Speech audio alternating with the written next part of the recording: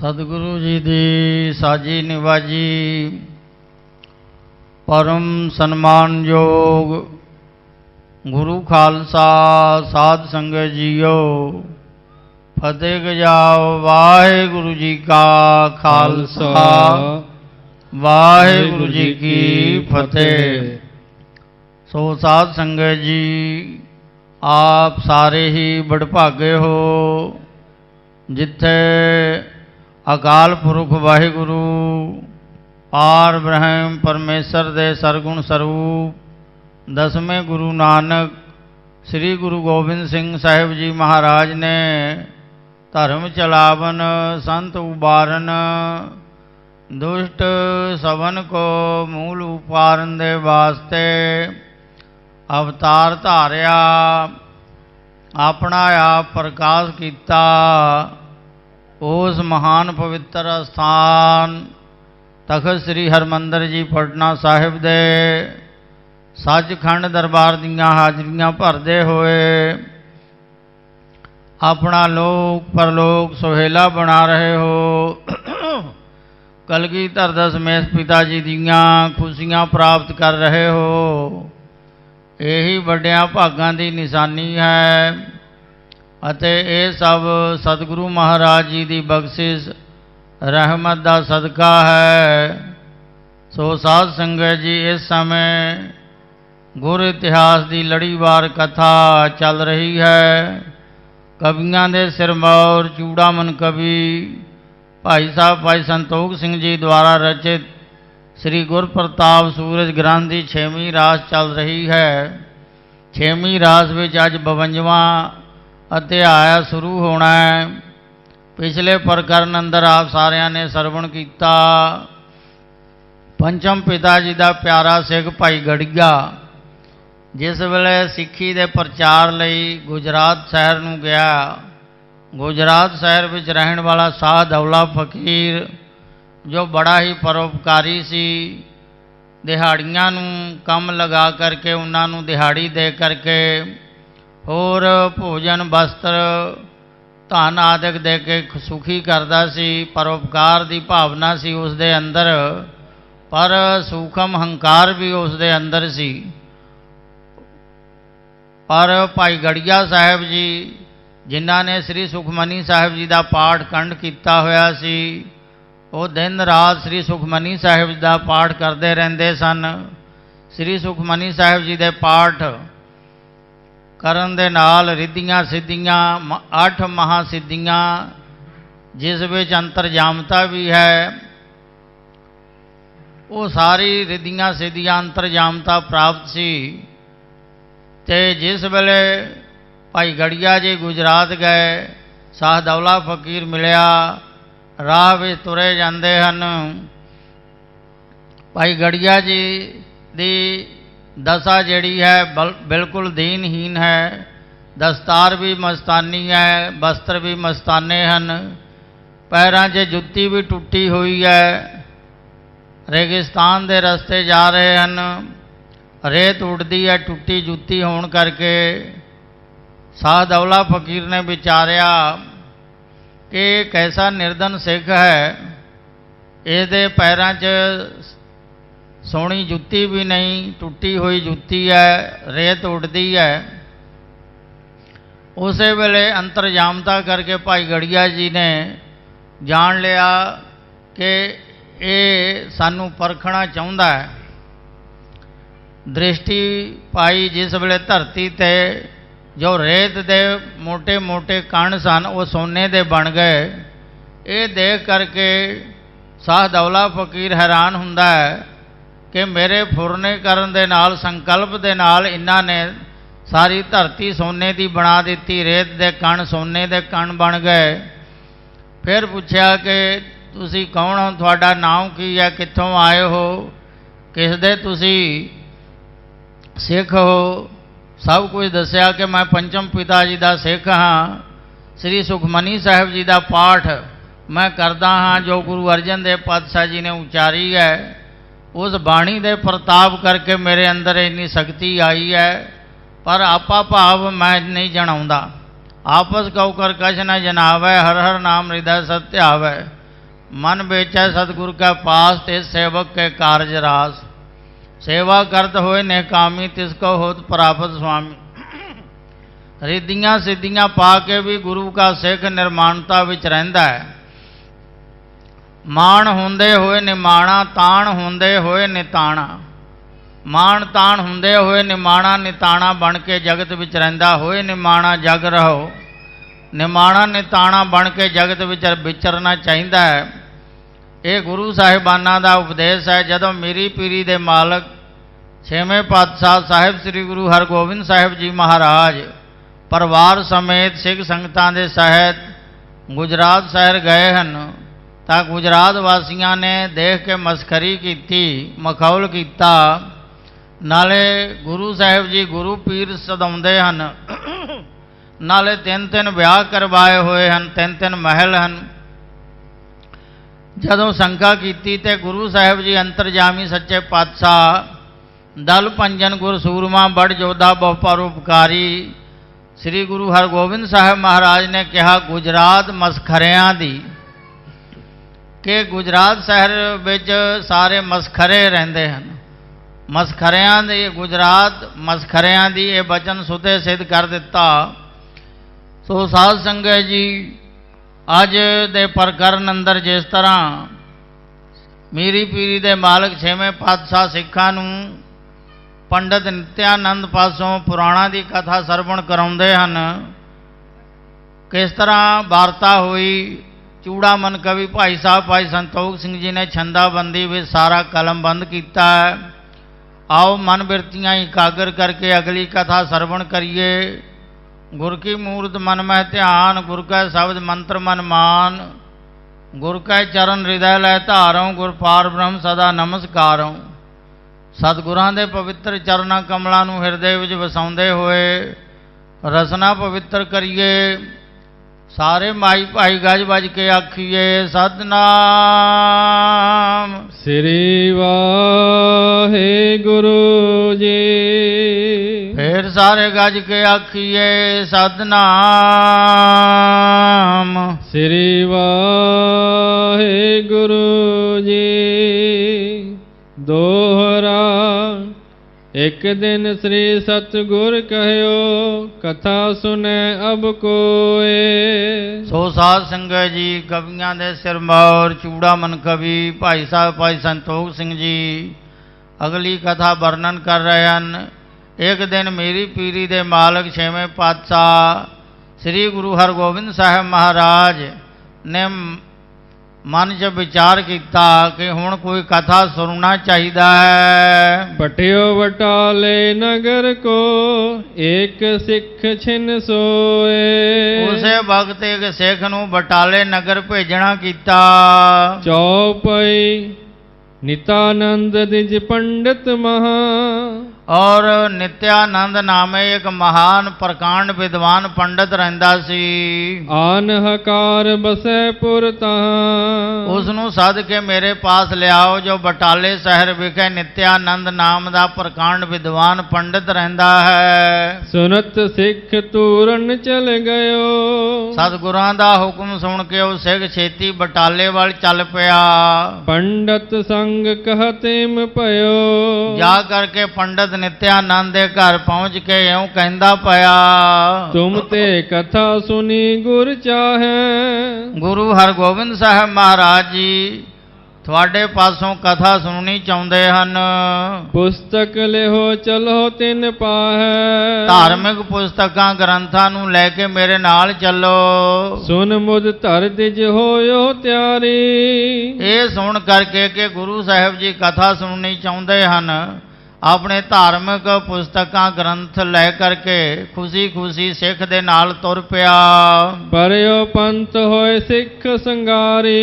सिख दे नाल रस्ते पै गया। आए मिलियो सतगुर के संग। चलदा चलदा गुरु साहिब जी दी हजूरी विच आ पहुंचया। सन्मानियो बहु लख दिज अंग। और बहुत प्यारा ब्राह्मण प्रकांड विद्वान ब्राह्मण जान के गुरु साहिब जी ने बड़ा सत्कार किया। सतगुरु हरगोबिंद साहिब जी महाराज ਗੁਣੀ ਜਨਾਂ ਦਾ ਬਹੁਤ ਹੀ ਸਤਿਕਾਰ ਕਰਿਆ ਕਰਦੇ ਸਨ। ਔਰ ਜਿੱਥੇ ਰਬਾਬੀਆਂ ਦਾ, ਕੀਰਤਨੀਆਂ ਦਾ ਸਤਿਕਾਰ ਕਰਦੇ, ਉੱਥੇ ਢਾਡੀਆਂ ਦਾ ਵੀ ਬਹੁਤ ਸਤਿਕਾਰ ਕਰਦੇ ਔਰ ਵਿਦਵਾਨਾਂ ਦਾ ਬਹੁਤ ਸਤਿਕਾਰ ਕਰਦੇ ਸਨ। ਪੰਡਤ ਨਿਤਿਆਨੰਦ ਦਾ ਬੜਾ ਸਤਿਕਾਰ ਕੀਤਾ ਗੁਰੂ ਜੀ ਨੇ। ਅਗਲੇ ਦਿਵਸ ਕਥਾ ਕਰਵਾਈ, ਉਸ ਰਾਤ ਵਿਸਰਾਮ ਕਰਨ ਲਈ ਕਿਹਾ ਤੇ ਅਗਲੇ ਦਿਨ ਪੰਡਤ ਨਿਤਿਆਨੰਦ ਪਾਸੋਂ ਕਥਾ ਕਰਵਾਈ। ਬਹੁ ਰਾਜਨ ਕੀ ਗਾਥ ਸੁਨਾਈ, ਬਹੁਤ ਰਾਜੇ ਮਹਾਰਾਜਿਆਂ ਦੀ ਗਾਥਾ ਸੁਣਾਈ ਪੰਡਤ ਜੀ ਨੇ। ਲਗੇ ਦੀਵਾਨ ਆਨ ਕਰ ਭਾਰਾ, ਜਦੋਂ ਦੀਵਾਨ ਸਜਦਾ, ਸਿੱਖ ਸੂਰਮੇ ਆ ਕੇ ਸਜ ਜਾਂਦੇ, ਸਾਰੇ ਸਰੋਤੇ ਜਨ ਜਦੋਂ ਸਭਾ ਵਿੱਚ ਆ ਕੇ ਬੈਠ ਜਾਂਦੇ। ਸੁਨਹਿ ਗੁਰੂ ਜੁਤ ਸਿੱਖ ਹਜ਼ਾਰਾ, ਫਿਰ ਪੰਡਤ ਜੀ ਕਥਾ ਕਰਨ ਲੱਗ ਪੈਂਦੇ। ਹਜ਼ਾਰਾਂ ਹੀ ਸਿੱਖ ਗੁਰੂ ਸਾਹਿਬ ਜੀ ਦੇ ਸਹਿਤ ਉਹ ਕਥਾ ਸੁਣਿਆ ਕਰਦੇ ਸਨ। ਚਿਰ ਲੋ ਬੈਠੇ ਕਥਾ ਸੁਨੰਤੇ, ਚਿਰੰਕਾਲ ਤੱਕ ਬੈਠ ਕਰਕੇ ਸਾਵਧਾਨ ਇਕਾਗਰ ਚਿਤ ਹੋ ਕਰਕੇ ਕਥਾ ਸੁਣਦੇ ਸਨ। ਅਨੇਕ ਪ੍ਰਸੰਗਨ ਕੋ ਵਰਣੰਤੇ, ਪੰਡਤ ਜੀ ਗ੍ਰੰਥਾਂ ਵਿੱਚ ਆਏ ਹੋਏ ਅਨੇਕ ਪ੍ਰਸੰਗਾਂ ਦਾ ਔਰ ਉਹ ਵਿਆਖਿਆਨ ਕਰਦੇ ਸਨ। ਕੇਤਕ ਦਿਵਸ ਕਥਾ ਮਨ ਲਾਇਓ, ਔਰ ਕਿਤਨੇ ਦਿਨ ਕਥਾ ਕਰਦਿਆਂ ਬਤੀਤ ਹੋਏ। ਇੱਕ ਪ੍ਰਸੰਗ ਤਬ ਐਸੇ ਆਇਓ, ਔਰ ਪੁਰਾਣਾ ਦੀ ਕਥਾ ਕਰਦਿਆਂ ਇੱਕ ਦਿਨ ਐਸਾ ਪ੍ਰਸੰਗ ਆਇਆ। ਜਮ ਕੀ ਪੂਰੀ ਦੂਰ ਮਗ ਜਾਏ, ਜਮਪੁਰੀ ਦਾ ਰਸਤਾ ਜਿਹੜਾ ਹੈ ਬਹੁਤ ਦੂਰ ਹੈ। ਏਕ ਬਰਖ ਮੈਂ ਨਰ ਪਹੁੰਚਾਏ, ਜੇ ਮਾਰਗ ਕੇ ਗਨੇ ਜਾਨ ਨਾ ਕੋਸਾ, ਕਿੰਨੇ ਕਰੋੜਾਂ ਕੋਹ ਹੈ ਜਮਪੁਰੀ, ਉਸ ਦਾ ਕੁਝ ਗਿਣਤੀ ਮਿਣਤੀ ਨਹੀਂ ਹੈ। ਔਰ ਉੱਥੇ ਪਹੁੰਚਦਿਆਂ 1 ਸਾਲ ਦਾ ਸਮਾਂ ਲੱਗਦਾ ਹੈ। ਜਦੋਂ ਪ੍ਰਾਣੀ ਮ੍ਰਿਤਿੂ ਨੂੰ ਪ੍ਰਾਪਤ ਹੁੰਦਾ ਹੈ, ਮਰ ਕੇ ਪਰਲੋਕ ਵਿੱਚ ਜਾਣ ਲੱਗਿਆ 1 ਸਾਲ ਦਾ ਸਮਾਂ ਲੱਗਦਾ। ਐਸਾ ਪ੍ਰਸੰਗ ਆਇਆ। ਇਹ ਸੁਨ ਸਿੱਖਨ ਮਨ ਮਹਿ ਧਰਿਓ, ਪੰਡਤ ਜੀ ਪਾਸੋਂ ਇਹ ਪ੍ਰਸੰਗ ਸੁਣ ਕਰਕੇ ਕਿ ਪ੍ਰਾਣੀ ਮਰ ਕਰਕੇ 1 ਸਾਲ ਵਿੱਚ ਪਰਲੋਕ ਪਹੁੰਚਦਾ ਹੈ, ਸਿੱਖਾਂ ਦੇ ਮਨ 'ਚ ਸ਼ੰਕਾ ਪੈਦਾ ਹੋਇਆ। ਕਥਾ ਕਹਿਨ ਤਾ ਜਬ ਹਟ ਪਰਿਓ, ਜਦੋਂ ਪੰਡਤ ਜੀ ਨੇ ਕਥਾ ਦੀ ਸਮਾਪਤੀ ਕੀਤੀ, 4 ਸਿੱਖ ਤਬ ਆਪਸ ਮਹੀਆ, ਉਸ ਵੇਲੇ ਸਰੋਤਿਆਂ ਵਿੱਚ ਬੈਠੇ ਹੋਏ 4 ਸਿੱਖ ਆਪਸ 'ਚ ਬੈਠ ਕੇ ਵਿਚਾਰ ਕਰਨ ਲੱਗੇ। ਤਿਸ ਪ੍ਰਸੰਗ ਪਰ ਐਸੇ ਕਹੀਆ, ਉਸ ਪ੍ਰਸੰਗ ਉੱਪਰ ਚਾਰੇ ਸਿੱਖ ਆਪਸ ਵਿੱਚ ਇਸ ਤਰ੍ਹਾਂ ਵਿਚਾਰ ਕਰਨ ਲੱਗੇ, ਕਹਿਣ ਲੱਗੇ। ਸੁੰਦਰ ਨਾਮ ਸਿੱਖ ਤਬ ਲਹਿਓ, ਸੁੰਦਰ ਨਾਮ ਦੇ ਸਿੱਖ ਨੇ ਤਦੋਂ ਇਉਂ ਕਹਿਆ। ਪੰਥ ਬਰਖ ਕੋ ਪੰਡਿਤ ਕਹਿਓ, 1 ਸਾਲ ਦਾ ਸਮਾਂ ਲੱਗਦਾ ਪਰਲੋਕ ਜਾਣ ਵਿੱਚ। ਪੰਡਿਤ ਜੀ ਨੇ ਇਸ ਤਰ੍ਹਾਂ ਕਿਹਾ ਹੈ, ਮੈਂ ਗੁਰ ਕਰੁਣਾ ਤੇ ਚਲ ਜਾਇਓ, ਮੈਂ ਗੁਰੂ ਸਾਹਿਬ ਜੀ ਦੀ ਕਿਰਪਾ ਦੁਆਰੇ ਛੇਤੀ ਪਹੁੰਚ ਜਾਵਾਂਗਾ। 4 ਪਹਿਰ ਕੇ ਵਿਖੇ ਸਿਧੈ ਹੋ, 4 ਪੈਰਾਂ ਦੇ ਵਿੱਚ ਮੈਂ ਪਰਲੋਕ ਪਹੁੰਚ ਜਾਵਾਂਗਾ ਜੇ ਗੁਰੂ ਸਾਹਿਬ ਜੀ ਦੀ ਕਿਰਪਾ ਹੋਵੇ। ਸੁਨ ਲਾਲਾ ਸਿੱਖ ਬੋਲਿਓ ਤਬੈ, ਤਦੋਂ ਇੱਕ ਲਾਲਾ ਸਿੱਖ ਬੋਲਿਆ, ਗੁਰੂ ਦਇਆ ਤੇ ਉਲੰਘੋ ਸਭੈ, ਔਰ ਗੁਰੂ ਸਾਹਿਬ ਜੀ ਦੀ ਕਿਰਪਾ ਦੇ ਨਾਲ ਸਾਰਾ ਰਸਤਾ, ਜਿਸ ਰਸਤੇ ਦੇ ਕੋਹਾਂ ਦੀ ਕੋਈ ਗਿਣਤੀ ਮਿਣਤੀ ਨਹੀਂ, ਸੁਖੈ ਨਹੀਂ, ਮੈਂ ਛੇਤੀ ਲੰਘ ਜਾਵਾਂਗਾ। 2 ਪਹਿਰ ਕੋ ਮਾਰਗ ਮੇਰੋ, ਪਹਿਲੇ ਸਿੱਖ ਨੇ ਕਿਹਾ ਕਿ 4 ਪੈਰਾਂ ਵਿੱਚ ਮੈਂ ਪਹੁੰਚ ਜਾਵਾਂਗਾ। ਦੂਜਾ ਸਿੱਖ ਆਖਣ ਲੱਗਿਆ, ਮੇਰੇ ਵਾਸਤੇ ਤਾਂ 2 ਪੈਰਾਂ ਦਾ ਹੀ ਰਸਤਾ ਹੈ। ਪਹੁੰਚੋ ਅਪਰ ਬਿਲਮ ਨ ਹੇਰੋ, ਮੈਂ ਬਿਨਾਂ ਦੇਰੀ ਤੋਂ 2 ਪੈਰਾਂ ਵਿੱਚ ਪਰਲੋਕ ਪਹੁੰਚ ਜਾਵਾਂਗਾ। ਪੁਨ ਮਈਆ ਸਿੱਖ ਬਾਕ ਬਖਾਨੇ, ਉਹਨਾਂ ਤੀਜਾ ਸਿੱਖ ਭਾਈ ਮਹੀਆ ਇਉਂ ਕਹਿਣ ਲੱਗਿਆ, ਉਲੰਘੋ ਜਾਮ ਦਇਆ ਗੁਰ ਠਾਨੇ, ਜੇ ਗੁਰੂ ਸਾਹਿਬ ਜੀ ਕਿਰਪਾ ਕਰਨ ਤਾਂ ਮੈਂ 1 ਪਹਿਰ ਵਿੱਚ ਪਹੁੰਚ ਜਾਵਾਂਗਾ। ਬਹੁਰ ਨਿਹਾਲੇ ਬਾਕ ਉਚਾਰੇ, ਫਿਰ ਚੌਥੇ ਸਿੱਖ ਭਾਈ ਨਿਹਾਲੇ ਨੇ ਇਉਂ ਕਹਿਆ, ਗੁਰ ਕਰੁਣਾ ਤੇ ਨਿਮਕ ਮਝਾਰੇ, ਗੁਰੂ ਸਾਹਿਬ ਜੀ ਦੀ ਕਿਰਪਾ ਹੋਵੇ ਤਾਂ ਮੈਂ 1 ਨਿਮਕ ਵਿੱਚ ਪਹੁੰਚ ਜਾਵਾਂਗਾ। ਪਲਕ ਝਪਕਦੇ ਹੀ जिन्ने समय विच अख दीयां पलकां खुलदियां ते बंद हुंदियां झपकदियां हन पलकां, उन्ने समय विच मैं पहुँच जावांगा। चौथे सिख ने तो हद ही कर दिती। विद्वानां ने समय का जो बेरवा अते निर्णय करके दस्या कि अख दीयां पलकां खुलण ते बंद होण दे समय नूं निमक कहा जाता है और 15 निमखां का एक विसा हुंदा है, 15 विसवां का एक चसा हुंदा है, 30 चसियां का एक पल, 60 पलां की एक घड़ी हुंदी है, 7.5 घड़ियां का एक पहर हुंदा, 8 पहरां का दिन ते रात, 7 दिनां की बारी हुंदी है, 30 दिनां का एक महीना हुंदा है, 12 महीनों का एक साल हुंदा है, 12 सालों का एक कुंभ हुंदा है, 12 साल बाद कुंभ का मेला लगता है तो 6 साल बाद अर्ध कुंभ मेला लगता है। सो निमक पुरातन टाइम स्केल का सब तो छोटा रूप है। अजकल आधुनिक टाइम स्केल है, सैकंड, मिनट, घंटा, ये आधुनिक टाइम स्केल है। पुरातन टाइम स्केल सी निमक, विसा, चसा, पल, घड़ी, मुहूर्त, ये सब पुरातन टाइम स्केल सन जिन्हां दा जिक्र किया बाबे नानक ने। विसवे, चसिया, घड़ियां, पहरा, थित्ती, बारी, बाहो हुआ, सूरज एको, रुत अनेक, नानक करते के केते वेस। सो चौथा सिख भाई निहाला कहन लग्या, जे गुरु साहिब जी की कृपा होवे ते मैं एक निमक विच परलोक पहुँच जावांगा। जाओ परलोक जो पंडित बन्यो, मैं परलोक एक निमक विच पहुँच जावांगा जो पंडित ने 1 साल विच पहुँचण दी गल कही है। इम आपस में कहयो सुनियो, यो चारे सिख आपस च कह सुन रहे हन। इनेरी तन के कहे बाक जब इन्हां रीतां दी गलबात की चारे सिखा ने आपस च। पंडित इनकी दिशा देख तब, पंडित नित्यानंद इन्हां चारे सिखा की गल सुन के उन्हां चारे सिखा वल देख करके विस्मयो मन में गुर संग बूझा, मन विच बड़ा हैरान होया चारे सिखा दीयां गल्लां बातां सुन के। एक कहंदा मैं 4 पैरां च पहुँच जावांगा, दूजे ने कहा 2 पैरां च, तीजे ने कहा 1 पैर च, चौथे ने कहा मैं एक निमक विच पलक झपकदे पहुँच जावांगा। ते पंडित बड़ा हैरान होया मन विच।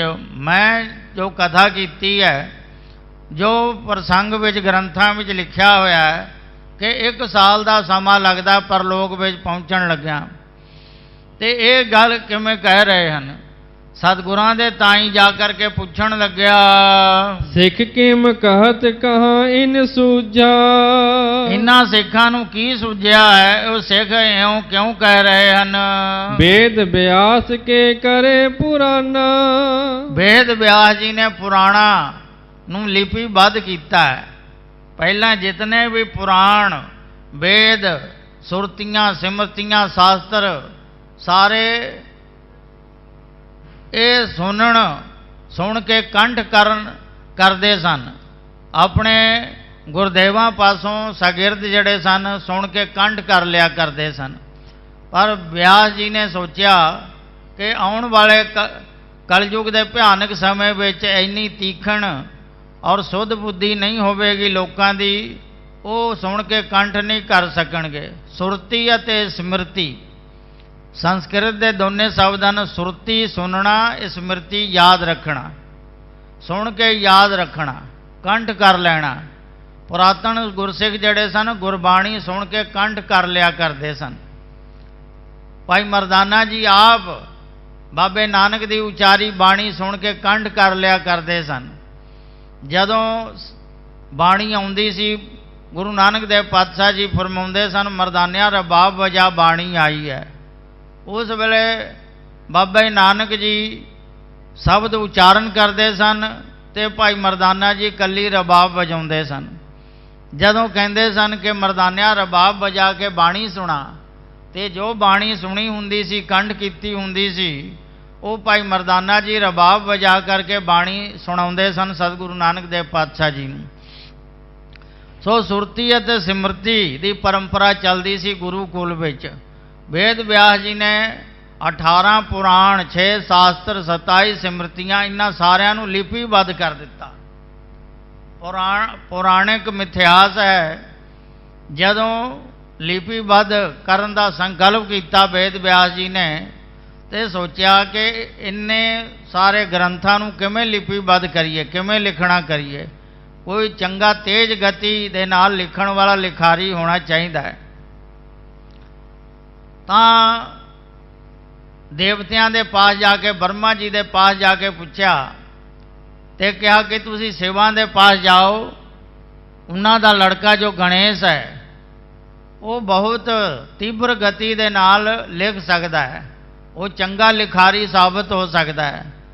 ਤੇ ਸ਼ਿਵਾਂ ਦੇ ਪਾਸ ਜਾ ਕੇ ਵੇਦ ਵਿਆਸ ਜੀ ਨੇ ਕਿਹਾ, ਇਜਾਜ਼ਤ ਮੰਗੀ ਕਿ ਗਣੇਸ਼ ਜੀ ਨੂੰ ਮੇਰੇ ਨਾਲ ਭੇਜ ਦਿਓ, ਮੈਂ ਸਾਰੇ ਗ੍ਰੰਥਾਂ ਨੂੰ ਲਿਪੀਬੱਧ ਕਰਨਾ ਹੈ,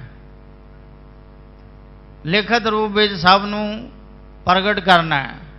ਤੇ ਕਿਹਾ ਚੰਗਾ ਲੈ ਜਾਓ। ਹੁਣ ਕਾਹਦੇ ਨਾਲ ਲਿਖੀਏ? ਹੁਣ ਕਲਮ ਵੀ ਤੇਜ਼ ਗਤੀ ਦੇ ਨਾਲ ਚੱਲਣ ਵਾਲੀ ਹੋਣੀ ਚਾਹੀਦੀ ਹੈ। ਤਾਂ ਉਹ ਜੋ ਗਣੇਸ਼ ਦੇ ਸਿਰ ਨੂੰ ਹਾਥੀ ਦਾ ਮੂੰਹ ਲੱਗਿਆ ਹੋਇਆ ਸੀ, ਜੋ ਦੰਦ ਸਨ, ਉਹ ਅਗਲਾ ਭਾਗ ਤੋੜ ਲਿਆ, ਜੋ ਨੁਕੀਲਾ ਭਾਗ ਸੀ ਉਹ ਤੋੜ ਕਰਕੇ ਕਲਮ ਬਣਾ ਕਰਕੇ, ਸਿਆਹੀ ਬਣਾ ਕਰਕੇ ਔਰ ਲਿਖਣ ਲੱਗੇ। ਵੇਦ ਵਿਆਸ ਜੀ ਉਚਾਰਨ ਕਰਦੇ ਗਏ, ਜੋ ਆਪਣੇ ਗੁਰਦੇਵਾਂ ਪਾਸੋਂ ਕੰਠ ਕੀਤਾ ਹੋਇਆ ਸੀ, ਗਣੇਸ਼ ਜੀ ਲਿਖਣ ਲੱਗੇ ਤੀਬਰ ਗਤੀ ਦੇ ਨਾਲ। ਉਹ ਜੋ ਤੁਸੀਂ ਗਣੇਸ਼ ਦੀ ਮੂਰਤੀ ਦੇਖਦੇ ਹੋ, ਉਹਦੇ ਨੁਕੀਲਾ ਭਾਗ ਟੁੱਟਿਆ ਹੋਇਆ ਦੇਖਿਆ ਹੋਵੇਗਾ। ਜੇ ਕਦੇ ਗੌਰ ਦੇ ਨਾਲ ਦੇਖੋ, ਅਗਲਾ ਭਾਗ ਟੁੱਟਿਆ ਹੋਇਆ, ਉਸੇ ਅਗਲੇ ਭਾਗ ਨੂੰ ਤੋੜ ਕੇ ਕਲਮ ਬਣਾਇਆ ਸੀ ਗਣੇਸ਼ ਨੇ। ਫਿਰ ਸਾਰੇ 6 ਸ਼ਾਸਤਰ 27 ਸਿਮਰਤੀਆਂ 18 ਪੁਰਾਣ 4 ਵੇਦਾਂ ਨੂੰ ਲਿਪੀਬੱਧ ਕੀਤਾ। ਸੋ ਵੇਦ ਵਿਆਸ ਜੀ ਨੇ ਜੋ ਕਿਹਾ ਹੈ ਪੁਰਾਣਾਂ ਦੇ ਵਿੱਚ, ਮੈਂ ਉਹੀ ਕਥਾ ਸੁਣਾਈ ਹੈ, ਪਰ ਸਿੱਖ ਹੋਰ ਹੀ ਗੱਲਾਂ ਕਰ ਰਹੇ ਹਨ। ਤੁਮ ਹੀ ਜਾਣੋ ਕਿਰਪਾ ਨਿਦਾਨ। ਇਹ ਕਿਰਪਾ ਦੇ ਖਜ਼ਾਨੇ ਤੁਸੀਂ ਅੰਤਰਜਾਮੀ ਹੋ, ਤੁਸੀਂ ਆਪ ਹੀ ਜਾਣਦੇ ਹੋ। ਜੇ ਸਿੱਖ ਸੱਚੇ ਹਨ ਤਾਂ ਇਹਦਾ ਮਤਲਬ ਸਾਡੇ ਵੇਦ ਪੁਰਾਣ ਝੂਠੇ ਹਨ। ਮੈਂ ਝੂਠੀ ਕਥਾ ਕੀਤੀ ਹੈ। ਵੇਦ ਪੁਰਾਣ ਕਹੋ ਮਤ ਝੂਠੇ, ਝੂਠਾ ਜੋ ਨਾ ਵਿਚਾਰੈ। ਝੂਠਾ ਉਹ ਹੈ ਜੋ ਵਿਚਾਰ ਨਹੀਂ ਕਰਦਾ। ਵੇਦ ਪੁਰਾਣ ਝੂਠੇ ਨਹੀਂ ਹਨ। ਕੋਈ ਵੀ ਧਾਰਮਿਕ ਗ੍ਰੰਥ, ਕਿਸੇ ਧਰਮ ਦੇ ਧਾਰਮਿਕ ਗ੍ਰੰਥ ਝੂਠੇ ਨਹੀਂ ਹਨ। ਆਪੋ ਆਪਣੇ ਧਰਮਾਂ ਦੇ ਪੈਰੋਕਾਰ ਪੀਰ ਪੈਗੰਬਰਾਂ ਨੇ ਜੋ ਬਾਣੀ ਉਚਾਰੀ ਹੈ, ਉਹ ਬਾਣੀ ਝੂਠੀ ਨਹੀਂ ਹੋ ਸਕਦੀ। ਵਿਚਾਰਨ ਵਾਲਾ ਝੂਠਾ ਹੋ ਸਕਦਾ। ਝੂਠਾ ਜੋ ਨਾ ਵਿਚਾਰ ਹੈ ਉਹ ਝੂਠਾ ਹੈ। ਪੰਡਿਤ ਜੀ ਕਹਿਣ ਲੱਗੇ, ਹੈ ਕਿਰਪਾ ਦੇ ਖਜ਼ਾਨੇ ਗੁਰੂ ਸਾਹਿਬ ਜੀ, ਤੁਸੀਂ ਆਪ ਹੀ ਜਾਣੀ ਜਾਣ ਹੋ। ਲਿਖਿਓ ਪੁਰਾਨ ਵਿਖੈ ਕੈ ਕੂਰ। ਪੁਰਾਣਾਂ ਦੇ ਵਿੱਚ ਜਾਂ ਤਾਂ ਝੂਠ ਲਿਖਿਆ ਹੈ, ਜੇ ਤੁਹਾਡੇ ਸਿੱਖ ਸੱਚੇ ਹਨ ਤੇ ਪੁਰਾਣਾਂ ਵਿੱਚ ਝੂਠ ਲਿਖਿਆ ਹੈ। ਕੈ ਸਿੱਖ ਬੋਲਤ ਕੂਰ ਹਜੂਰ। ਜਾਂ ਤੁਹਾਡੇ ਸਿੱਖ ਤੁਹਾਡੀ ਹਜ਼ੂਰੀ ਵਿੱਚ ਝੂਠ ਬੋਲ ਰਹੇ ਹਨ। ਜੇ ਸਾਡੇ ਵੇਦ ਪੁਰਾਣ ਸੱਚੇ ਹਨ ਤਾਂ ਤੁਹਾਡੇ ਸਿੱਖ ਝੂਠੇ ਹਨ। ਜੇ ਤੁਹਾਡੇ ਸਿੱਖ ਸੱਚੇ ਹਨ ਤਾਂ ਸਾਡੇ ਵੇਦ ਪੁਰਾਣ ਝੂਠੇ ਹਨ। ਚਾਰ ਜਾਮ ਕੈ ਨਿਮਖ ਮਜਾਰਾ। ਕੋਈ ਕਹਿ ਰਿਹਾ 4 ਪੈਰਾਂ ਵਿੱਚ ਮੈਂ ਪਰਲੋਕ ਪਹੁੰਚ ਜਾਵਾਂਗਾ। ਕੋਈ ਕਹਿੰਦਾ 2 ਪੈਰਾਂ 'ਚ, 1 ਪੈਰ 'ਚ, ਇੱਕ ਨੇ ਹੱਦ ਹੀ ਕਰ ਦਿੱਤੀ, ਮੈਂ 1 ਨਿਮਖ ਵਿੱਚ ਪਹੁੰਚ ਜਾਵਾਂਗਾ। ਜੇ ਗੁਰੂ ਸਾਹਿਬ ਜੀ ਦੀ ਕਿਰਪਾ ਹੋਵੇ ਤਾਂ ਪਲਕ ਝਪਕਦੇ ਹੀ ਮੈਂ ਪਰਲੋਕ ਪਹੁੰਚ ਜਾਵਾਂਗਾ। ਪੰਥ ਬੜੋ ਕਿਮ ਉਲੰਘੈ ਸਾਰਾ। ਇੰਨਾ ਵੱਡਾ ਰਸਤਾ ਦੂਰ ਦਾ ਪੈਂਡਾ ਹੈ, ਕਿਵੇਂ ਸਾਰਾ ਰਸਤਾ ਲੰਘ ਸਕਦੇ ਹਨ। ਤਬ ਸਤਿਗੁਰ ਗੁਰਦਾਸ ਨਿਹਾਰਾ। ਉਸ ਵੇਲੇ ਸਤਿਗੁਰੂ ਹਰਗੋਬਿੰਦ ਸਾਹਿਬ ਮਹਾਰਾਜ ਜੀ ਨੇ ਭਾਈ ਗੁਰਦਾਸ ਜੀ ਵੱਲ ਵੇਖਿਆ। ਦੇਹ ਪੰਡਿਤ ਕੋ ਸੰਸੈ ਟਾਰਾ। हे ਭਾਈ ਗੁਰਦਾਸ ਜੀ, ਇਸ ਪੰਡਿਤ ਨਿਤਿਆਨੰਦ ਜੀ ਦੇ ਸੰਸ਼ੇ ਨੂੰ ਦੂਰ ਕਰੋ। ਜਥਾ ਜੋਗ ਉੱਤਰ ਕੋ ਦੀਜੈ। ਜਥਾ ਜੋਗ ਇਹਨਾਂ ਦੇ ਪ੍ਰਸ਼ਨਾਂ ਦਾ ਉੱਤਰ ਦੇਣਾ ਕਰੋ। ਦਿਜਬਰ ਕੋ ਸ਼ਾਂਤੀ ਉਰ ਕੀਜੈ। ਇਸ ਵਿਸ਼੍ਰੇਸ਼ਟ ਬ੍ਰਾਹਮਣ ਨਿਤਿਆਨੰਦ ਦਾ ਹਿਰਦਾ ਸ਼ਾਂਤ ਕਰੋ। ਗੁਰ ਰੁਖ ਪਾਏ ਕਹਿਓ ਗੁਰਦਾਸ। ਗੁਰੂ ਹਰਗੋਬਿੰਦ ਸਾਹਿਬ ਮਹਾਰਾਜ ਜੀ ਦਾ ਰੁਖ ਪਾ ਕੇ ਭਾਈ ਸਾਹਿਬ ਭਾਈ ਗੁਰਦਾਸ ਜੀ ਜੋ ਪ੍ਰਕਾਂਡ ਵਿਦਵਾਨ ਹੋਏ ਹਨ, ਜੋ ਸਿੱਖ ਪੰਥ ਵਿੱਚ ਵੇਦ ਵਿਆਸ ਮੰਨੇ ਜਾਂਦੇ ਹਨ, ਪ੍ਰਕਾਂਡ ਵਿਦਵਾਨ ਹੋਏ ਹਨ, ਜਿਨ੍ਹਾਂ ਨੇ ਕਵਿਤ ਸਵਈਏ ਅਤੇ 12 ਦੀ ਰਚਨਾ ਕੀਤੀ ਹੈ। 12 ਜੋ ਹਨ ਠੇਠ ਪੰਜਾਬੀ ਵਿੱਚ ਹੈ ਤੇ ਕਵਿਤ ਸਵਈਏ ਜਿਹੜੇ ਹਨ ਇਹ ਪੂਰਬੀ ਬੋਲੀ ਵਿੱਚ ਹੈ, ਹਿੰਦੀ ਵਿੱਚ ਹੈ, ਕਿਉਂਕਿ ਕਾਂਸੀ ਵਿੱਚ ਰਹਿ ਕਰਕੇ ਔਰ ਭਾਈ ਸਾਹਿਬ ਭਾਈ ਗੁਰਦਾਸ ਜੀ ਨੇ ਕਵਿਤ ਸਵਈਏ ਲਿਖੇ ਸਨ ਉਹ ਹਿੰਦੀ ਵਿੱਚ ਹਨ ਤੇ ਜੋ 12 ਹਨ 12 ਭਾਈ ਗੁਰਦਾਸ ਦੀਆਂ ਉਹ ਠੇਠ ਪੰਜਾਬੀ ਵਿੱਚ ਹਨ। ਸੋ ਦੋ ਅਮੋਲਕ ਗ੍ਰੰਥ ਹਨ ਭਾਈ ਗੁਰਦਾਸ ਜੀ ਦੀ ਰਚਨਾ। ਜਦੋਂ ਪੰਚਮ ਪਿਤਾ ਜੀ ਬਾਣੀ ਦੀ ਰਚਨਾ ਕਰਵਾ ਰਹੇ ਸਨ ਤਾਂ ਉਸ ਵੇਲੇ ਪੰਚਮ ਪਿਤਾ ਜੀ ਨੇ ਇੱਕ ਦਿਨ ਪੁੱਛਿਆ ਕਿ ਭਾਈ ਗੁਰਦਾਸ ਜੀ ਸੁਣਿਆ ਕਿ ਤੁਸਾਂ ਨੇ ਵੀ ਕੋਈ ਬਾਣੀ ਰਚੀ ਹੈ, ਬਾਣੀ ਬਣਾਈ ਹੈ। ਹਾਂ ਮਹਾਰਾਜ ਆਪ ਜੀ ਦੀ ਕਿਰਪਾ ਦੇ ਨਾਲ ਬਾਣੀ ਤਾਂ ਰਚੀ ਹੈ। ਕਹਿੰਦੇ ਸ੍ਰੀ ਗੁਰੂ ਗ੍ਰੰਥ ਸਾਹਿਬ ਜੀ ਦੇ ਅੰਦਰ ਯੋਗ ਅਸਥਾਨ ਦੇਖ ਕੇ ਉੱਥੇ ਉਹ ਬਾਣੀ ਦਰਜ ਕਰ ਦਿਓ। ਨਹੀਂ ਮਹਾਰਾਜ ਮੈਂ ਬਰਾਬਰੀ ਕਿਵੇਂ ਕਰ ਸਕਦਾ, ਗੁਰਬਾਣੀ ਦੀ ਬਰਾਬਰੀ ਨਹੀਂ ਕਰ ਸਕਦਾ। ਭਾਵੇਂ ਮੈਂ ਬਾਣੀ ਉਚਾਰੀ ਹੈ ਪਰ ਗੁਰਬਾਣੀ ਦੇ ਸਦਰਸ ਮੇਰੀ ਬਾਣੀ ਨਹੀਂ ਹੋ ਸਕਦੀ, ਮੈਂ ਬਰਾਬਰੀ ਨਹੀਂ ਕਰ ਸਕਦਾ। 2-3 ਵਾਰੀ ਕਿਹਾ, ਤਿੰਨੇ ਵਾਰੀ ਭਾਈ ਗੁਰਦਾਸ ਜੀ ਨੇ ਮਨਾ ਕਰ ਦਿੱਤਾ, ਨਾ ਮਹਾਰਾਜ ਮੇਰੀ ਬਾਣੀ ਆਪ ਜੀ ਦੀ ਬਾਣੀ ਦੇ ਸਦਰਸ ਨਹੀਂ ਹੋ ਸਕਦੀ, ਬਰਾਬਰੀ ਨਹੀਂ ਹੋ ਸਕਦੀ। ਕਿਹਾ ਚੰਗਾ ਫਿਰ ਸ੍ਰੀ ਗੁਰੂ ਗ੍ਰੰਥ ਸਾਹਿਬ ਜੀ ਤਾਲਾ ਰੂਪ ਹੋਣਗੇ, ਤੁਹਾਡੀ ਬਾਣੀ ਕੁੰਜੀ ਰੂਪ ਹੋਵੇਗੀ।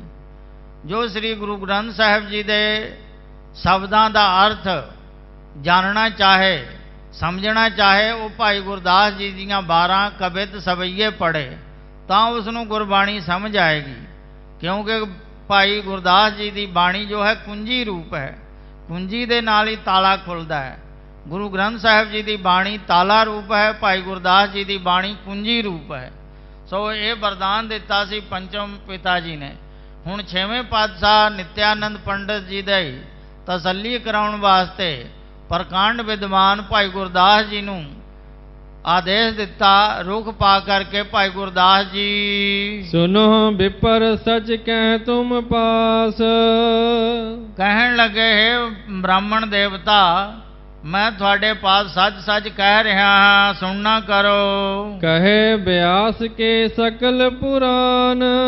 ਜੋ ਵੇਦ ਵਿਆਸ ਜੀ ਦੇ ਸਾਰੇ ਪੁਰਾਣ ਕਥਨ ਕੀਤੇ ਹੋਏ ਹਨ ਹੈ ਸਾਚੇ ਸਭ ਸੁਨਹਿ ਜਹਾਨ। ਉਹ ਸਾਰੇ ਪੁਰਾਣ ਸੱਚੇ ਹਨ,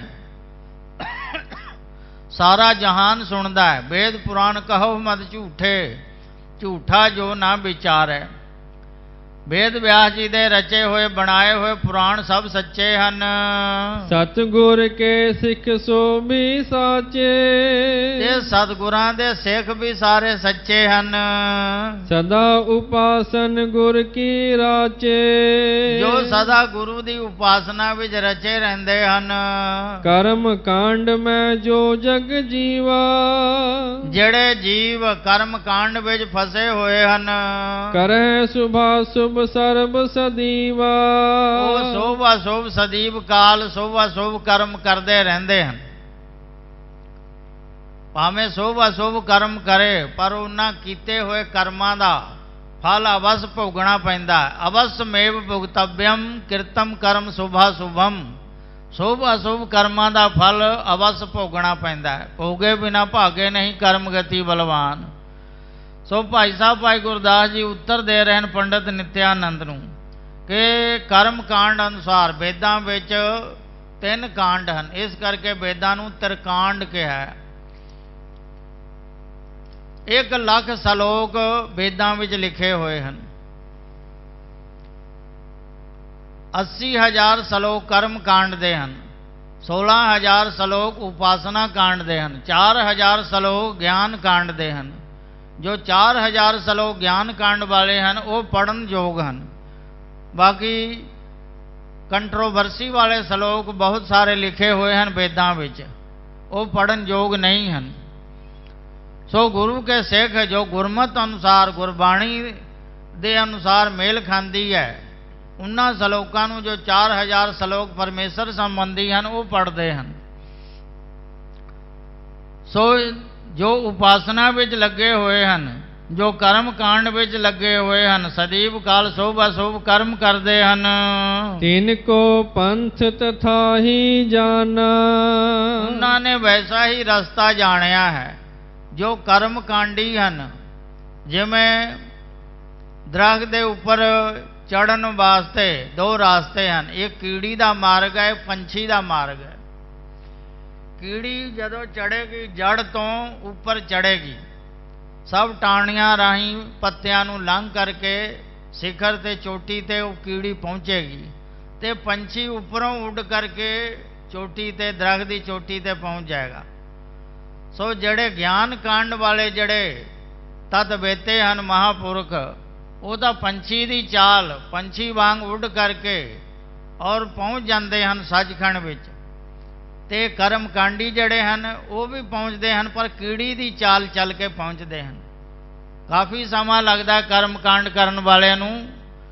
ਸੋ ਭਾਈ ਸਾਹਿਬ ਭਾਈ ਗੁਰਦਾਸ ਜੀ ਫਰਮਾਉਂਦੇ ਹਨ, ਤਿਨ ਕੋ ਪੰਥ ਤਥਾ ਹੀ ਜਾਣਾ, ਉਹਨਾਂ ਨੇ ਵੈਸਾ ਹੀ ਦੁਰਗਮ ਰਸਤਾ ਜਾਣਿਆ ਹੈ। ਪੁੰਨੀ ਕੋ ਅਸਵਾਰੀ ਨਾਨਾ, ਪੁੰਨੀ ਪੁਰਸ਼ਾਂ ਨੂੰ ਨਾਨਾ ਪ੍ਰਕਾਰ ਦੀਆਂ ਸਵਾਰੀਆਂ ਹਨ। ਜਿਵੇਂ ਕੋਈ ਇੱਕ ਪਹਿਲਾਂ ਪੁਰਾਤਨ ਸਮਿਆਂ ਵਿੱਚ ਬੈਲ ਗੱਡਿਆਂ ਤੇ ਜਾਂ ਘੋੜੇ ਤੇ ਅਸਵਾਰ ਹੋ ਕੇ ਪੈਂਡਾ ਤੈਅ ਕਰਦੇ ਸਨ। ਫਿਰ ਰੇਲ ਗੱਡੀ ਬਣੀ, ਉਸ ਤੋਂ ਵੀ ਛੇਤੀ ਪਹੁੰਚਣਾ ਹੋਵੇ ਹਵਾਈ ਜਹਾਜ਼ ਤੇ ਚੜ੍ਹ ਜਾਓ, ਬਹੁਤ ਛੇਤੀ ਪਹੁੰਚਿਆ ਜਾ ਸਕਦਾ ਹੈ। ਸੋ ਇਸ ਤਰ੍ਹਾਂ ਜਿਹੜੇ ਪੁੰਨੀ ਹਨ ਉਹ ਸ਼ਾਰਟਕਟ ਰਸਤਿਓਂ ਛੇਤੀ ਪਹੁੰਚ ਜਾਂਦੇ ਹਨ। ਗੁਰੂ ਦੇ ਪ੍ਰਤਾਪ ਕਰਕੇ, ਗੁਰਬਾਣੀ ਵਿਚਾਰ ਕਰਕੇ ਉਹ ਛੇਤੀ ਸੱਚਖੰਡ ਪਹੁੰਚ ਜਾਂਦੇ ਹਨ। ਸੱਚਖੰਡ ਵਿੱਚ ਉਹਨਾਂ ਦਾ ਵਾਸਾ ਹੁੰਦਾ ਹੈ।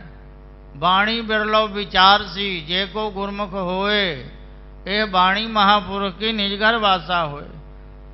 ਸੋ ਪੁੰਨੀ ਕੋ ਸਵਾਰੀ ਨਾਨਾ, ਪੁੰਨੀ ਜਿਹੜੇ ਪੁਰਸ਼ ਹਨ ਉਹਨਾਂ ਵਾਸਤੇ ਨਾਨਾ ਪ੍ਰਕਾਰ ਦੀਆਂ ਸਵਾਰੀਆਂ ਹਨ। ਤਉ ਬਰਖ ਦਿਨ ਮਹਿ ਤਹਿ ਜਾਏ, ਤਉ ਬਰਖ ਦਿਨ ਮਹਿ ਤਹਿ ਜਾਏ, ਤਾਂ ਵੀ 1 ਸਾਲ ਦਾ ਸਮਾਂ ਲੱਗਦਾ ਪਰਲੋਕ ਵਿੱਚ ਜਾਂਦਿਆਂ। ਲੇਖਾ ਧਰਮ ਰਾਏ ਡਿਗ ਪਾਏ, ਭਾਵੇਂ ਉਹਨਾਂ ਨੇ ਪੁੰਨ ਕਰਮ ਕੀਤੇ ਹਨ ਪਰ ਸੂਖਮ ਵਾਸਨਾ ਬਣੀ ਰਹੀ। ਉਹਨਾਂ ਦੇ ਹੰਗਤਾ ਹਉਮੈ ਵਿੱਚ ਸਭ ਕਾਰ ਕਮਾਏ। ਭਾਵੇਂ ਉਹਨਾਂ ਨੇ ਪੁੰਨ ਕਰਮ ਕੀਤੇ, ਚੰਗੇ ਕਰਮ ਕੀਤੇ, ਪਰ ਮੈਂ ਧਾਰ ਲਿਆ ਕਿ ਮੈਂ ਆਹ ਕੰਮ ਮੈਂ ਕੀਤਾ, ਮੈਂ ਹੀ ਕਰ ਸਕਦਾ, ਮੈਂ ਹੀ ਕਰਨ ਵਾਲਾ ਹਾਂ। ਹਮ ਕੀਆ ਹਮ ਕਰਾਂਗੇ, ਹਮ ਮੂਰਖ ਗਾਵਾਰ, ਆਹ ਕੰਮ ਮੈਂ ਕੀਤਾ, ਮੈਂ ਹੀ ਕਰ ਸਕਦਾ, ਮੈਥੋਂ ਬਿਨਾਂ ਦੂਜਾ ਕੌਣ ਕਰ ਸਕਦਾ। ਜਦੋਂ ਹਉ ਧਾਰ ਲੈਂਦਾ ਤਾਂ ਉਹ ਕਰਮ ਬੰਧਨ ਰੂਪ ਹੋ ਜਾਂਦੇ ਹਨ। ਸੋ ਲੇਖਾ ਧਰਮ ਰਾਜ ਟੇਕ ਪਾਸ, ਧਰਮ ਰਾਜਾ ਦੇ ਪਾਸ ਜਾ ਕੇ ਉਸ ਨੂੰ ਲੇਖਾ ਦੇਣਾ ਪੈਂਦਾ ਹੈ। ਜੇ ਪਾਪੀ ਤਿਨ ਮਾਰਤ ਜਾਤੇ, ਜਿਹੜੇ ਪਾਪੀ ਨੂੰ ਜਮਦੂਤ ਮਾਰਦੇ ਲੈ ਜਾਂਦੇ ਹਨ। ਦੁੱਖ ਕੋ ਪਾਏ ਸੁਪਾਏ ਪ੍ਰਯਾਤੇ, ਉਹ ਦੁੱਖ ਨੂੰ ਪਾਉਂਦੇ ਹੋਏ ਪਰਲੋਕ ਵੀ ਜਾਂਦੇ ਹਨ। ਜਿਹੜੇ ਪਾਪੀ ਹਨ ਉਹਨਾਂ ਨੂੰ ਜਮ ਰਸਤੇ ਵਿੱਚ ਜਮਦੂਤ ਘਸੀਟਦੇ ਹੋਏ ਧੂ ਕੇ ਲੈ ਜਾਂਦੇ ਹਨ, ਕੁੱਟਦੇ ਹੋਏ ਲੈ ਕੇ ਜਾਂਦੇ ਹਨ। ਬੈਤਰਨੀ ਨਦੀ ਆਉਂਦੀ ਹੈ, 400 ਕੋਹਾਂ ਦੀ ਬੈਤਰਨੀ ਨਦੀ, ਜੋ ਗਰੁੜ ਪੁਰਾਣ ਦੇ ਵਿੱਚ ਬੈਤਰਨੀ ਨਦੀ ਦਾ ਜ਼ਿਕਰ ਆਉਂਦਾ ਹੈ। ਉਹ ਨਦੀ ਲੰਘਣੀ ਤਰਨੀ ਬਹੁਤ ਕਠਿਨ ਹੈ।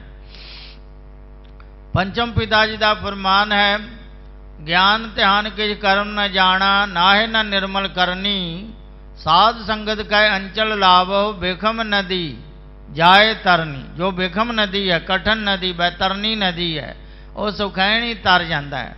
ਨਾਮ ਦੇ ਪ੍ਰਤਾਪ ਕਰਕੇ ਉਹ ਨਦੀ ਜੋ ਲਹੂ ਪਾਕ ਮਲ ਮੂਤਰ ਦੇ ਨਾਲ ਭਰੀ ਹੋਈ ਹੈ, ਉੱਪਰੋਂ ਲੰਘ ਜਾਂਦਾ ਹੈ, ਵਿੱਚ ਦੀ ਲੰਘਣਾ ਨਹੀਂ ਪੈਂਦਾ। ਤੇ ਜਿਹੜੇ ਪਾਪੀ ਹਨ ਉਹਨਾਂ ਨੂੰ ਬੈਤਰਨੀ ਨਦੀ ਦੇ ਵਿੱਚ ਦੀ ਲੰਘਾ ਕੇ घसीट के लेके जाया जाता है। सो पी जाहे बरख दिन माही। ਉਹ ਵੀ ਜਿਹੜੇ ਪਾਪੀ ਹਨ ਦੁੱਖ ਸਹਾਰਦੇ ਹੋਏ ਇੱਕ ਸਾਲ ਵਿੱਚ ਪਰਲੋਕ ਜਾਂਦੇ ਹਨ। लहे सजायन अंतक पाही। ਔਰ ਜਮਦੂਤਾਂ ਦੇ ਪਾਸ ਜਮ ਲੋਕ ਵਿੱਚ ਅੰਤ ਨੂੰ ਸਜ਼ਾਵਾਂ ਲੈਂਦੇ ਹਨ। तिनको जान पनह पुराण। ਔਰ ਤਿਨਕੋ ਜਾਣੈ ਭਨੈ ਪੁਰਾਣ, ਜੋ ਪੁਰਾਣਾਂ ਨੂੰ ਪੜ੍ਹਦੇ ਹਨ, ਸੁਣਦੇ ਹਨ, ਵਿਚਾਰਦੇ ਹਨ। गुर सिखन को नहन बखान। ਉਹ ਗੁਰਸਿੱਖ ਜਿਹੜੇ ਹਨ ਜਿਨ੍ਹਾਂ ਨੇ ਨਾਮ ਦਾ ਅਭਿਆਸ ਕਰ ਲਿਆ, ਉਹਨਾਂ ਵਾਸਤੇ ਹੋਰ ਕੁਝ ਪੜ੍ਹਨਾ ਬਾਕੀ ਨਹੀਂ ਰਹਿ ਗਿਆ, ਪੜ੍ਹਨਾ ਸੁਣਨਾ ਕੁਝ ਬਾਕੀ ਨਹੀਂ ਰਹਿੰਦਾ। ਜਿਸ ਨੇ ਇੱਕ ਨਾਮ ਜਪ ਲਿਆ ਉਸਨੇ ਚਾਰੇ ਵੇਦ ਪੜ੍ਹ ਲਏ, 18 ਪੁਰਾਣ, 27 ਸਿਮਰਤੀਆਂ, 6 ਸ਼ਾਸਤਰ, ਸਭ ਕੁਝ ਪੜ੍ਹ ਲਿਆ। सारी विद्या सपूर्ण हो जाती है। प्रभु का सिमरन रिद सिद्ध नव निध, प्रभु का सिमरन ज्ञान ध्यान तत् बुद्ध, तत् बेतियां वाली बुद्धि, तत् सिद्धांत वाली बुद्धि, विवेक बुद्धि प्राप्त हो जाती है। इनके निकट नहीं जम आवे। इन्हां दे नेड़े जमदूत नहीं आउंदे। रहे दूर दी रख डर पावे। जमदूत गुरसिखां दे नेड़े नहीं आउंदे, नाम जपण वालियां दे नेड़े नहीं आउंदे, दूरों ही भज जाहे। जम जंदार न आवे नेड़े, ਉਹਨਾਂ ਦੇ ਨੇੜੇ ਜਮ ਦੇ ਦੂਤ ਨਹੀਂ ਆਉਂਦੇ, ਕਿਉਂਕਿ ਧਰਮਰਾਜ ਨੇ ਆਪਣੇ ਦੂਤਾਂ ਨੂੰ ਮਨਾ ਕੀਤਾ ਹੋਇਆ, ਸਖਤ ਹਦਾਇਤ ਕੀਤੀ ਹੋਈ ਹੈ। ਗੌੜੀ 52 ਅੱਖਰੀ ਵਿੱਚ ਪੰਚਮ ਪਿਤਾ ਜੀ ਫਰਮਾਉਂਦੇ ਹਨ, ਸਲੋਕ ਜੈ ਸਾਧੂ ਗੋਬਿੰਦ ਭਜਨ, ਕੀਰਤਨ ਨਾਨਕ ਨੀਤ, ਨਾ ਹਉ ਨਾ ਤੂੰ ਨਹਿ ਛੂਟੈ, ਨਿਕਟ ਨਾ ਜਾਈਓ ਦੂਤ। ਐ ਦੂਤੋ ਨੇੜੇ ਨਾ ਜਾਇਓ, ਜਿੱਥੇ ਭਗਤ ਜਨ ਭਗਤੀ ਕਰ ਰਹੇ ਹੋਣ, ਨਾਮ ਜਪ ਰਹੇ ਹੋਣ, ਆਵਾਜ਼ ਸੁਣ ਕੇ ਦੂਰੋਂ ਹੀ ਭੱਜ ਆਉਣਾ, ਨੇੜੇ ਨਹੀਂ ਜਾਣਾ। ਜੇ ਚਲੇ ਗਏ ਗਲਤੀ ਦੇ ਨਾਲ ਕਿਸੇ ਭਗਤ ਨੂੰ ਫੜ ਲਿਆਂਦਾ ਤੇ ਨਾ ਮੈਂ ਛੁੱਟਾਂਗਾ ਨਾ ਤੂੰ ਛੁੱਟੇਗਾ, ਨਾ ਸਾਡੀ ਸੰਜਮਨੀ ਨਗਰੀ ਛੁੱਟੇਗੀ। ਜੈ ਸਾਧੂ ਗੋਬਿੰਦ ਭਜਨ, ਕੀਰਤਨ ਨਾਨਕ ਨੀਤ, ਨਾ ਹਉ ਨਾ ਤੂੰ ਨਹਿ ਛੁਟੈ, ਨਿਕਟ ਨਾ ਜਾਈਓ ਦੂਤ। ਸੋ ਇਸ ਕਰਕੇ ਜਮਦੂਤ ਗੁਰਸਿੱਖਾਂ ਦੇ ਨੇੜੇ ਨਹੀਂ ਜਾਂਦੇ। ਧਰਮ ਰਾਏ ਆਦਰ ਕਰ ਮਿਲੈ। ਉਹਨਾਂ ਗੁਰਮੁਖਾਂ ਨੂੰ ਧਰਮਰਾਜ ਆਦਰ ਸਨਮਾਨ ਦੇ ਨਾਲ ਮਿਲਦਾ ਹੈ, ਔਰ ਸਿੰਘਾਸਣ ਛੱਡ ਕੇ ਉੱਠ ਕੇ ਖੜਾ ਹੋ ਜਾਂਦਾ, ਦੋਨੇ ਹੱਥ ਜੋੜ ਕੇ, ਆਪ ਜੀ ਆਇਆਂ ਨੂੰ ਧੰਨ ਭਾਗ ਮੇਰੇ। ਆਪ ਜੀ ਨੇ ਬੜੀ ਕਿਰਪਾ ਕੀਤੀ, ਜੋ ਚਰਨ ਪਾਏ ਸਾਡੀ ਨਗਰੀ ਪਵਿੱਤਰ ਹੋ ਗਈ, मैं पवित्र हो गया, मेरे जमदूत सारे पवित्र हो गए। नानक धर्म ऐसे चवह कीतो भवन पुनीत। धर्मराज तो इउं आखदा कि धन भाग मेरे, मेरी नगरी पवित्र हो गई गुरमुखां दे चरण पैण नाल। जाका कहिया दरगाह चलै, जिस गुरमुख दा कहा होया दरगाह विच भी चलदा है। धर्मराज भी हुक्म मनदा है, ਗੁਰਮੁਖਾਂ ਦਾ ਕਿਹਾ ਮਾਤ ਲੋਕ ਵਿੱਚ ਤਾਂ ਚੱਲਦਾ ਹੀ ਹੈ, ਹੁਕਮ ਸਾਰੇ ਮੰਨਦੇ ਹਨ, ਧਰਮਰਾਜ ਵੀ ਹੁਕਮ ਮੰਨਦਾ ਹੈ। ਉਹ ਸਿੰਘਾਸਣ ਛੱਡ ਕਰਕੇ ਉਸ ਗੁਰਮੁਖ ਨੂੰ ਬਿਠਾਉਂਦਾ ਹੈ। ਧਰਮਰਾਜ ਤਿਨਕਾ ਮਿੱਤ ਹੈ, ਉਹ ਧਰਮਰਾਜਾ ਮਿੱਤਰ ਬਣ ਜਾਂਦਾ ਹੈ। ਸੋ ਧਰਮਰਾਜ ਆਦਰ ਕਰ ਮਿਲੇ, ਆਦਰ ਸਨਮਾਨ ਦੇ ਨਾਲ ਧਰਮਰਾਜਾ ਹੱਥ ਜੋੜ ਕੇ ਨਿਮਰਤਾ ਸਹਿਤ ਮਿਲਦਾ ਹੈ। ਸਾਧ ਸਾਧ ਸਭ ਕਹਿ ਜਬ ਚਲੇ। ਔਰ ਜਦੋਂ ਗੁਰਮੁਖ ਪਰਲੋਕ ਜਾਂਦੇ ਹਨ, ਸਾਧ ਸਾਧ ਧੰਨ ਧੰਨ ਸਾਰੇ ਆਖਦੇ ਹਨ। ਸ੍ਰੀ ਨਾਨਕ ਕੀ ਸਿੱਖੀ ਮਹਾਨ। ਸਤਿਗੁਰੂ ਨਾਨਕ ਦੇਵ ਪਾਤਸ਼ਾਹ ਜੀ ਦੀ ਜੋ ਸਿੱਖੀ ਹੈ, ਮਹਾਨ ਸਿੱਖੀ ਹੈ। ਮਹਾ ਮਹਾਤਮ ਹੈ ਜਹ ਕਹਾਂ। ਜਿੱਥੇ ਕਿਤੇ ਮਹਾ ਮਹਾਤਮ, ਬੜੀ ਮਹਾਤਮ ਹੈ ਸਿੱਖੀ ਦੀ। ਗੁਰੂ ਸਾਹਿਬ ਜੀ ਨੇ 7 ਦੀਪਾਂ, 7 ਸਮੁੰਦਰਾਂ, 18 ਟਾਪੂਆਂ, 9 ਖੰਡਾਂ ਵਿੱਚ ਸਿੱਖੀ ਪ੍ਰਗਟ ਕੀਤੀ। 9 ਖੰਡਾਂ ਵਿੱਚ ਆਪ ਵਿਚਰ ਕੇ ਸਿੱਖੀ ਪ੍ਰਗਟ ਕੀਤੀ, ਸਾਰਿਆਂ ਨੂੰ ਸਿੱਖੀ ਧਾਰਨ ਦਾ ਉਪਦੇਸ਼ ਦਿੱਤਾ, ਔਰ ਸਾਰਿਆਂ ਨੂੰ ਕਿਹਾ ਭਾਈ ਸਿੱਖੀ ਧਾਰਨ ਕਰੋ। ਚਰਨ ਪਾਹੁਲ ਦੇ ਕੇ ਸਾਰਿਆਂ ਨੂੰ ਸਿੱਖ ਬਣਾਇਆ, ਕੇਸ ਰਖਾਏ। ਜਿਨ੍ਹਾਂ ਨੇ ਗੁਰੂ ਕਾ ਹੁਕਮ ਮੰਨ ਕੇ ਕੇਸ ਰੱਖ ਲੈ, ਸਿੱਖੀ ਧਾਰਨ ਕਰ ਲਈ, ਉਹ ਧੰਤਾ ਦੇ ਯੋਗ ਹੋ ਗਏ, ਮੁਕਤੀ ਦੇ ਅਧਿਕਾਰੀ ਹੋ ਗਏ। ਪਰ ਜਿਨ੍ਹਾਂ ਨੇ ਕੇਸ ਨਹੀਂ ਰੱਖੇ, सिक्खी धारण नहीं की।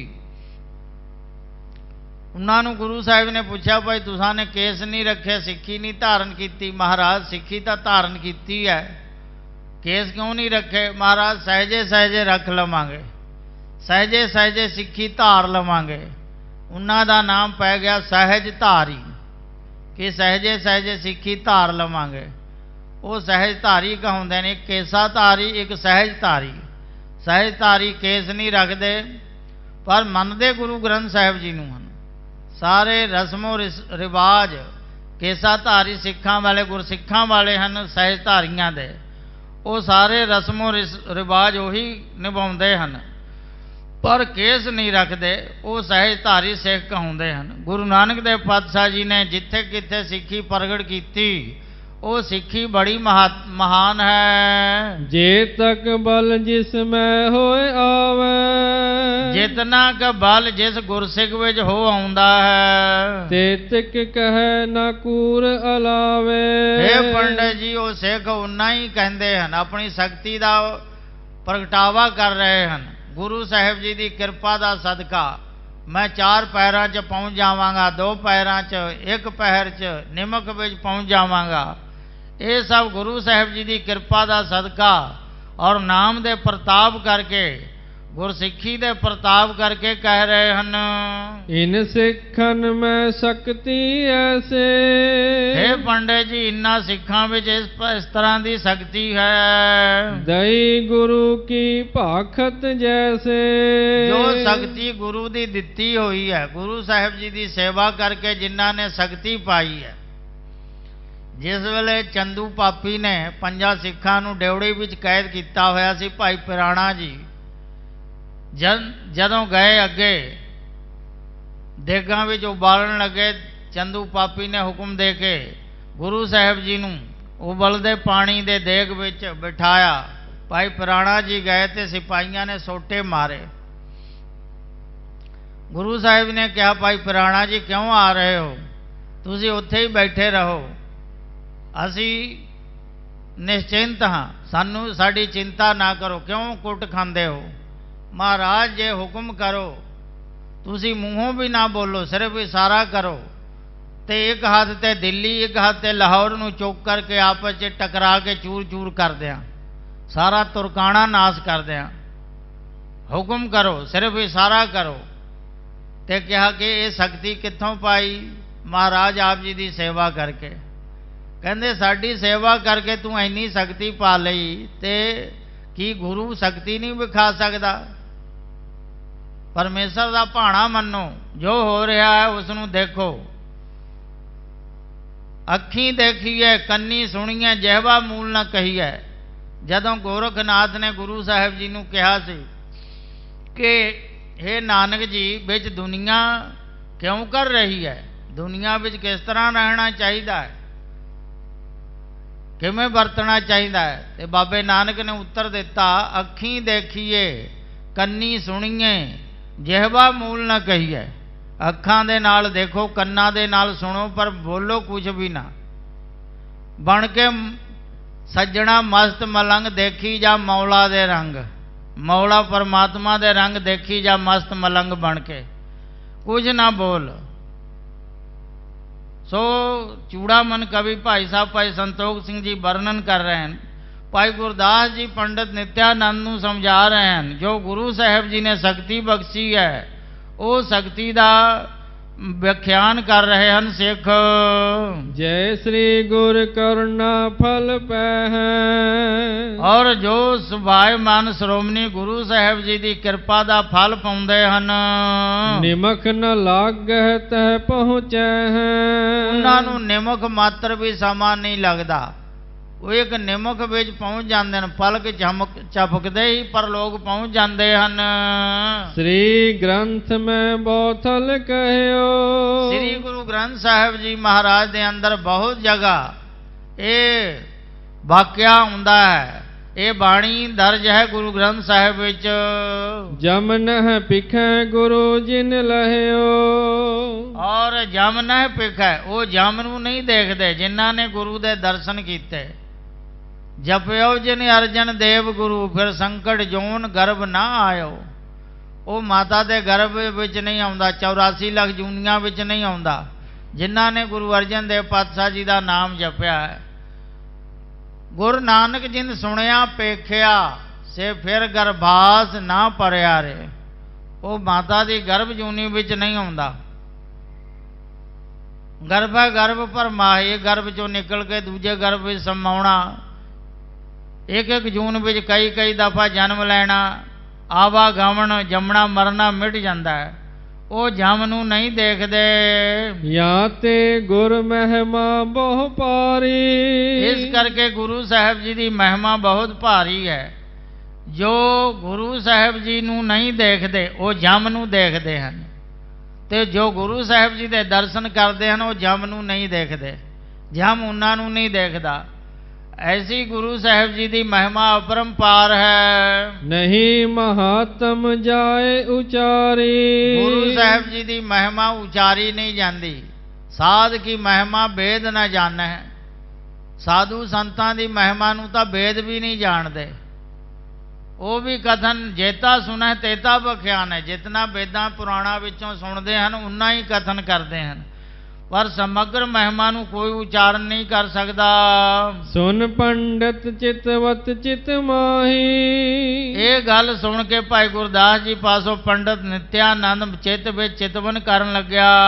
ਕਹਾਂ ਕਥਾ ਉਚਰੋ ਗੁਰ ਪਾਹੀ, ਮੈਂ ਕੀ ਕਥਾ ਗੁਰੂ ਸਾਹਿਬ ਜੀ ਦੇ ਪਾਸ ਉਚਾਰਨ ਕਰਾਂ। ਭੂਤ ਭਵਿਖਯਤ ਕੇ ਇਹ ਗਿਆਤਾ, ਗੁਰੂ ਸਾਹਿਬ ਜੀ ਤਾਂ ਤਿੰਨੋਂ ਕਾਲਾਂ ਦੇ ਗਿਆਤਾ ਹਨ। ਭੂਤ ਕਾਲ, ਵਰਤਮਾਨ ਕਾਲ, ਭਵਿਖਯਤ ਕਾਲ, ਤਿੰਨੋਂ ਕਾਲਾਂ ਦੇ ਗਿਆਤਾ ਹਨ। ਗੁਰੂ ਸਾਹਿਬ ਜੀ ਸਭ ਆਗਮ ਨਿਗਮ ਦੀ ਸੋਝੀ ਰੱਖਣ ਵਾਲੇ ਹਨ, ਪੂਰਨ ਗਿਆਤਾ ਹਨ।